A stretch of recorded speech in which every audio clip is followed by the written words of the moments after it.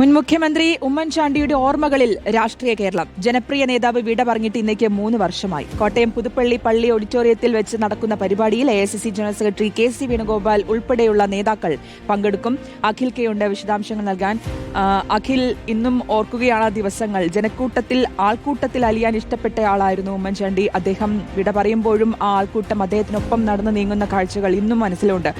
ഇന്നിപ്പോൾ അദ്ദേഹത്തെ ഓർത്തെടുക്കുമ്പോൾ ഒരുപാട് പേർ ഇപ്പോഴും പലപ്പോഴായിട്ട് അദ്ദേഹത്തെ കാണാൻ ഇപ്പോഴും അദ്ദേഹം അന്തി ഉറങ്ങുന്ന സ്ഥലത്തേക്ക് എത്താറുണ്ട്. ഇന്നിപ്പോൾ എങ്ങനെയൊക്കെയാണ് പരിപാടി?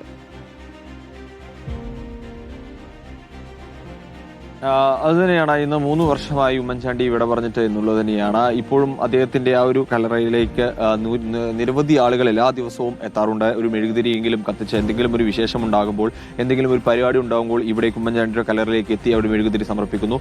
ഓരോ കോൺഗ്രസിന്റെ സ്ഥാനാർത്ഥികളായാലും അദ്ദേഹത്തിന്റെ അനുയായികളായാലും തെരഞ്ഞെടുപ്പിൽ മത്സരിക്കുമ്പോൾ മറ്റു കാര്യങ്ങളിലേക്കൊക്കെ പോകുമ്പോഴും എല്ലാവരും ആദ്യം ഓടിയെത്തുന്നത് അത് ഉമ്മൻചാണ്ടിയുടെ കല്ലറയിലേക്കാണ് എന്നുള്ളത് തന്നെയാണ്.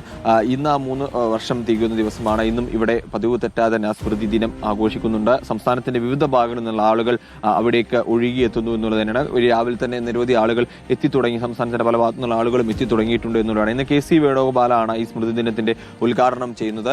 മറ്റു വർഷങ്ങളിലുമൊക്കെ ഉള്ളതുപോലെ തന്നെ സമാനമായ നിരവധി പരിപാടികൾ ഈ പദ്ധതിയുടെ ഭാഗമായിട്ടുള്ള സ്മൃതി ദിനത്തിന്റെ ഭാഗമായിട്ടുള്ള നിരവധി ജീവകാരുടെ പ്രവർത്തനങ്ങൾ ഇത്തവണയും ഉണ്ട് എന്നുള്ളതാണ്. 1200 വിദ്യാർത്ഥികൾക്കുള്ള സ്കോളർഷിപ്പ് വിതരണം ഇത്തവണയും ഉണ്ട്. 10 നിർധന കുടുംബങ്ങൾക്ക് 4 സെന്റ് വീതം ഭൂമി നൽകുന്നുണ്ട്. ഭിന്നശേഷിക്കാർക്ക് മുച്ചക്ര വാഹനം ഇതിനോടൊപ്പം നൽകുന്നു എന്നുള്ളത് തന്നെയാണ്. 144 സ്കൂളുകൾക്കുള്ള സൈക്കിളുകൾ, മറ്റ് സ്പോർട്സ് കിറ്റുകൾ, അങ്ങനെയുള്ള കാര്യങ്ങളുണ്ട്. ഒപ്പം പുതുപ്പള്ളി IT പാർക്കിനായിട്ട് 50 കോടി രൂപയുടെ നിക്ഷേപ പ്രഖ്യാപനം കൂടി ഇന്ന് ഈ ഉമ്മൻചാണ്ടിയുടെ സ്മൃതി ദിനത്തിന്റെ ഭാഗമായിട്ട് ഉണ്ട് എന്നുള്ളത് തന്നെയാണ്. നിരവധി ആളുകൾ ഇങ്ങനെ എത്തിക്കൊണ്ടേയിരിക്കുന്നു എന്നുള്ളത് തന്നെയാണ്. അത് കോട്ടയം ജില്ലയിൽ നിന്നുള്ളത് മാത്രമായിരിക്കില്ല. സംസ്ഥാനത്തിന്റെ പല ഭാഗത്തു നിന്നുള്ള ആളുകളും എല്ലാവരും എത്തുന്നു. കല്ലറയ്ക്ക് മുൻപിൽ ഒരു മെഴുകുതിരി സമർപ്പിച്ച് ഉമ്മൻചാണ്ടിയെ ഒന്ന് ഓർത്ത ശേഷം അവിടുന്ന് ഈ പരിപാടിയിൽ സ്മൃതിദിനത്തിൽ പങ്കെടുക്കുന്നു. അങ്ങനെ തന്നെയാണ് ഒരു പതിവ് എന്ന് പറയുന്നത്. രാവിലെ 7 മണിയോടുകൂടി ഉമ്മൻചാണ്ടി കുടുംബം, അതായത് ചാണ്ടി ഉമ്മനും മറിയ ഉമ്മനും അതുപോലെ തന്നെ മറ്റ് 2 മക്കളും അടങ്ങുന്ന കുടുംബം രാവിലെ 7 മണിയോടുകൂടി പള്ളിയിലെ പ്രത്യേക കുർബാനയിൽ പങ്കെടുക്കും. അതിനുശേഷം ഉമ്മൻചാണ്ടിയുടെ കല്ലറയിൽ പുഷ്പാർച്ചന നടത്തും. രാവിലെ KC വേണുഗോപാലും പുഷ്പാർച്ചന നടത്തിയ ശേഷമാണ് പരിപാടിയിൽ പങ്കെടുക്കാൻ എത്തുക. ഉച്ചയ്ക്ക് 12:30 മുഖ്യമന്ത്രി VD സതീശനും കല്ലറയിലേക്ക് എത്തും, പുഷ്പാർച്ചന നടത്തും എന്നുള്ളത് തന്നെയാണ് നമുക്ക് അറിയാൻ സാധിക്കുന്നത്. അത്തരത്തിലുള്ള അറിയിപ്പാണ് മുഖ്യമന്ത്രി ഓഫീസിൽ നിന്നും ലഭിച്ചിട്ടുള്ളത് എന്നുള്ളത്. എന്തായാലും നിരവധി ആളുകൾ എത്തിയിട്ടുണ്ട്. ഒരുപക്ഷെ ജില്ലയിൽ നിന്നുള്ള ആളുകൾ മാത്രമായിരിക്കില്ല. നിങ്ങൾ ഇവിടെ കോട്ടയത്തുകാരാണോ? ഞങ്ങൾ കൊല്ലം ജില്ലക്കാരാണ്. അതെ.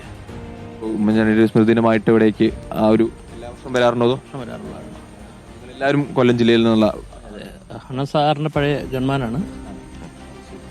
ഇപ്പോ ഒരു 3 വർഷമായി അദ്ദേഹം ഇവിടെ പറഞ്ഞിട്ട് എന്നുള്ളതാണ്. അപ്പോൾ ആ ഒരു ദിവസത്തിൽ എന്താണ് അദ്ദേഹത്തെ ഓർക്കുമ്പം അദ്ദേഹത്തിൻ്റെ ഏറ്റവും നല്ല പ്രവൃത്തികളെ കുറിച്ച് മാത്രമേ ചിന്തിക്കാൻ പറ്റുള്ളൂ.